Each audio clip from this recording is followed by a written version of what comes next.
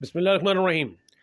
Senate में election मुलतवी कराने के लिए जो 14 अरकान ने करारदाद मंजूर की है, इस वक्त उसका शोरगोगा मचा हुआ है। और ये कोई कहने को ज़रूर ये कह सकते हैं आप कि जी करारदाद जो है वो बाइंडिंग नहीं होती, इस पर अमल दरामद करना ज़रूरी नहीं है, ये कोई अदालती फ़ैसला नहीं है, या ये कोई आइनी तरमीम नहीं है, ये कोई नया कानून नहीं है। लेकिन ये जिस अंदाज़ में, जिस कॉन्टेक्स्ट में और जिस तरीके से ये करारदाद जिस उजलत के साथ और जिन हालात में ये पेश की गई है, आप यकीन जानिए कि ये 14 लोग, अगर ये पूरी स्टोरी आप अंदर की इसको जान लें, तो आप ये कहेंगे कि जी ये करारदाद जो है ये सिर्फ़ 14 लोगों की नहीं है। ये इसमें पूरी तमाम पार्टियों की मिली भगत जो है वो भी शामिल है। इसमें जो हमारे कर्ता धर्ता हैं उनकी मंशा और उनकी मर्ज़ी जो है वो शामिल है, और इसके पीछे एक सोच कार फरमा है, और वो सोच यही है कि इलेक्शन जो है वो अभी नहीं होने चाहिए, मुलतवी हो जाएं। इसलिए कि जिस अंदाज़ में इलेक्शन के लिए ग्राउंड पेव किया जा रहा है, और जो इलेक्शन के नताइज जो सोचे हुए हैं, जो सोचे गए हैं,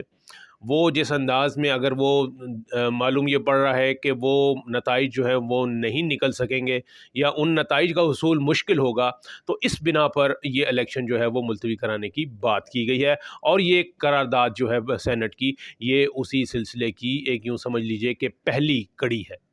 और आपने देखा कि उसके बाद हुआ भी यही कि ये करारदाद जो है मंजूरी के उसी रोज़ मंजूरी के बाद इसका नोटिफिकेशन जो है वो सेनेट सेक्रेटेरिएट से जारी होता है, और ये जितने भी स्टेक होल्डर्स होते हैं, जिसमें इलेक्शन कमीशन ऑफ पाकिस्तान, हुकूमत पाकिस्तान यानी कि प्राइम मिनिस्टर, इसके अलावा ऐवान सदर यहाँ तक के ऐवान सदर में भी ये करारदाद की कॉपी जो है वो फौरी तौर पर पहुँचाई जाती है। तो अगर मैं इसका थोड़ा सा एक ओवरव्यू दूँ, हमारे पास पूरे स्टैटिस्टिक्स हैं कि ये जब ये सेशन था 5 जनवरी को, जब ये सेशन हुआ जुमे के रोज़, तो किस उजलत में और किस अंदाज़ में ये करारदाद जो है वो पेश हुई है। तो आप ये देखिए कि ये सेनेट का 5वां इजलास था, 334वां सेशन है, और 5वां इजलास था ये सेनेट का, और जुमे का दिन था। शेड्यूल टाइम जो था वो 10:30 था, लेकिन ये 3 मिनट की ताख़ीर से शुरू हुआ 10:33 पर। उस वक्त 15 लोग जो थे, पहले 3 थे और बाद में ये कल्मिनेट होकर 15 मेंबरान, 14 और 15 मिल गए, क्योंकि 15वां मेंबर उनको गिना जा रहा है जो कि वज़ीर पार्लिमानी अमूर थे। तो इसमें जो है ये पहुँचे हैं वहाँ पर, और ये जो शेड्यूल्ड इजलास था ये ख़त्म हुआ है 3:15 पर। दरमियान में 1 घंटा और 20 मिनट का जुमे की नमाज़ के लिए वक्फ़ा किया गया, और ये कहा गया कि जुमे की नमाज़ के बाद ये दोबारा होगा, और इसी दौरान ये सारी कार्रवाई हुई कि ये रेज़ोल्यूशन जो है वो तैयार हुई। और टोटल ड्यूरेशन जो था, अगर आप वक्फ़े का भी साथ मिला लें, तो ये 4 घंटे और 22 मिनट पर 4 घंटे और 22 मिनट पर मुहित था ये पूरा सेशन। और इसमें जो 14 अरकान शामिल थे, उसमें एक हर पार्टी का नुमाइंदा जो था वो उस वक्त अपनी नुमाइंदगी कर रहा था। इसमें जो पाकिस्तान मुस्लिम लीग नून के सेनेटर अफनानुल्लाह वो मौजूद थे। इसके अलावा इसमें बैरामन तंगी थे, जो कि पाकिस्तान पीपल्स पार्टी के सेनेटर हैं। इसके अलावा यहाँ पर जो है पाकिस्तान तहरीक इंसाफ के भी एक सेनेटर मौजूद थे, लेकिन वो माइनॉरिटी सेनेटर थे। और इसी तरीके से, लेकिन आप ये देखिए कि ये 14 लोगों का कोरम जो है वो कोरम भी पूरा नहीं होता, और बड़ा आसान होता है जब आप ये देखें कि इजलास नहीं चल रहा और नहीं चलना चाहिए, और लोगों की तादाद जो है, मतलूबा तादाद जो कि 25% होती है कोरम पूरा करने के लिए, वो अगर पूरा नहीं होती, तो ऐसी सूरत में कवायद ये कहते हैं कि कोई भी मेंबर जो है वो निशानदेही करता है चेयरमैन को या स्पीकर को कि जी हाउस में कोरम पूरा नहीं है, इसलिए ये इजलास नहीं चल सकता, इसको या तो मुलतवी किया जाए।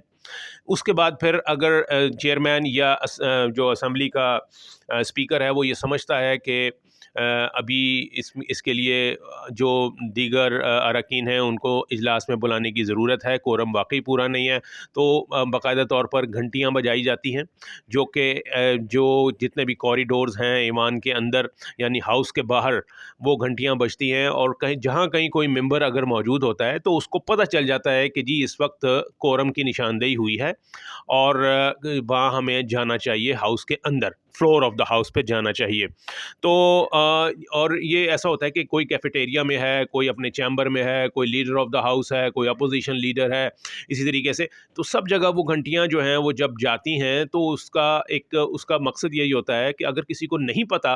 कि सेनेट का इजलास जो है वो चल रहा है या शुरू हो चुका है या वहाँ कोरम पूरा नहीं है और वहाँ जाना चाहिए, तो उसको इत्तला पहुँच जाए। अब आप ये देखिए कि इस सेशन में इतनी इम्पोर्टेंट करारदाद जो है वो पेश की जा रही है, और अरकान जो है एक तो वैसे ही नहीं आए, लेकिन इसके बावजूद कुछ अरकान जो थे वो वहाँ पर मौजूद थे, जो हाउस के अंदर तो नहीं थे लेकिन सेनेट के अंदर जो थे वो मौजूद थे, जिसमें पाकिस्तान मुस्लिम लीग नवाज़ के जो लीडर ऑफ द अपोजिशन है, लीडर ऑफ द हाउस है, यानी सेनेट के अंदर लीडर ऑफ द हाउस हैं, वो हैं इसहाक डार साहब। और वो इसहाक डार साहब जो हैं वो उस दिन सेनेट के अंदर मौजूद थे, हाउस में नहीं थे, फ्लोर ऑफ द हाउस पर मौजूद नहीं थे, लेकिन वो अपने चैम्बर में मौजूद थे वहाँ पर। यानी उन्हें पता था कि जी सेनेट की कार्रवाई चल रही है, उन्हें ये भी पता था कि जी ये सेनेट का इजलास जो है वो जुमे से पहले भी है, उन्हें ये भी पता था कि जुमे के बाद जो है इजलास फिर होगा। तो उन्हें ये कैसे नहीं पता कि जी ये वाली कार्रवाई जो है वो हो रही है, लीडर ऑफ द हाउस हैं, सेनेट के अंदर भी मौजूद हैं, और इसके बाद इसके अलावा उनको पता ही नहीं कि जी ये वाली करारदाद जो है वो मंजूर हो जाएगी। फिर जो सेनेटर पाकिस्तान मुस्लिम लीग नून के मौजूद थे, सेनेटर अफनान उल्लाह, वो जो हैं वो सिर्फ वो भी अगर चाहते, वो तो मौजूद थे, उन्होंने उसकी मुखालफत भी की। तो उनके ऊपर ये तनकीद हो रही है कि भाई आपको मुखालफत तो आपकी अपनी जगह, आपकी मुखालफत तो किसी काम ना आई, इसलिए कि आप अकेले थे। तो आपको चाहिए ये था कि आप कोरम की निशानदेही करते,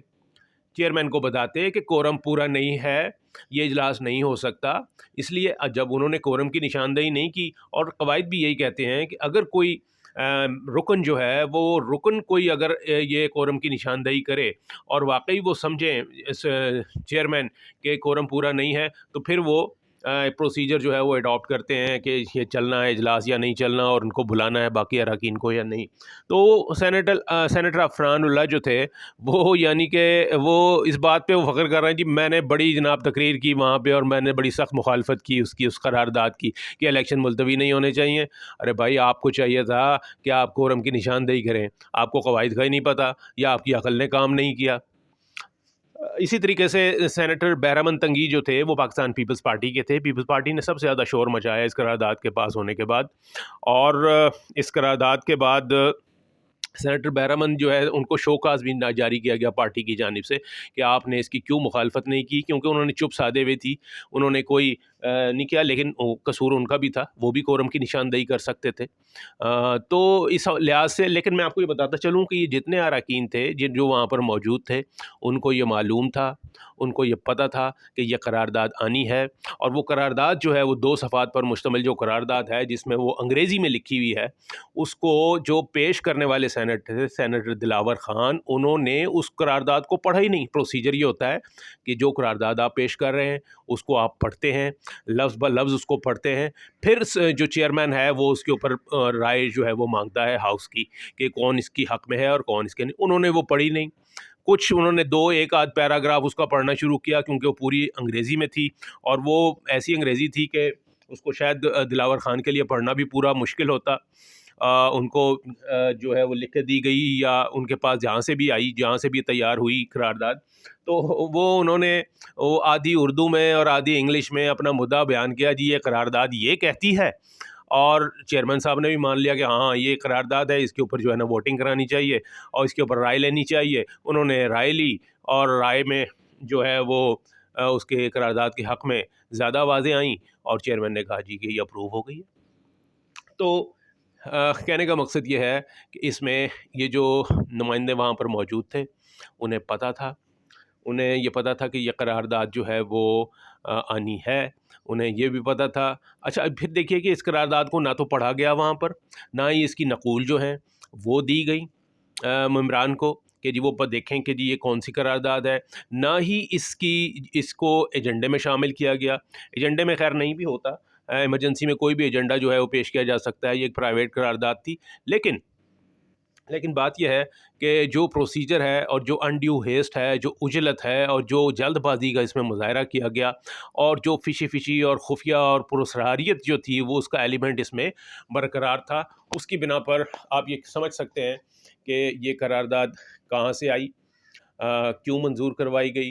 किन लोगों की ईमा पर ऐसा हुआ और कौन लोग इसके आलाकार बने। और वो आलाकार वही थे जिनके हमने अभी नाम लिए हैं। और इसको जानते बूझते हुए इसको मंजूर किया गया और उसके बाद फिर इसको शोर मचाया गया। यानी यूँ समझ लीजिए कि एक माचिस की तीली जो है वो जलाकर एक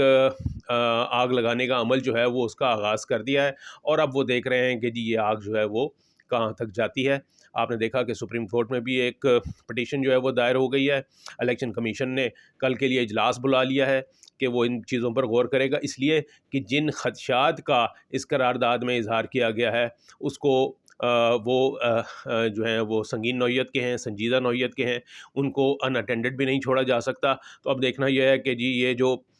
जो माचिस की तीली जली है, ये क्या जो है वो पूरा जिस मकसद के लिए ये जलाई गई है, क्या ये बाकी चीज़ों को भी और बाकी अमूर को भी अपनी लपेट में लेगी, क्योंकि मामलात जो हैं वो उसी तरफ जाते हुए नज़र आ रहे हैं।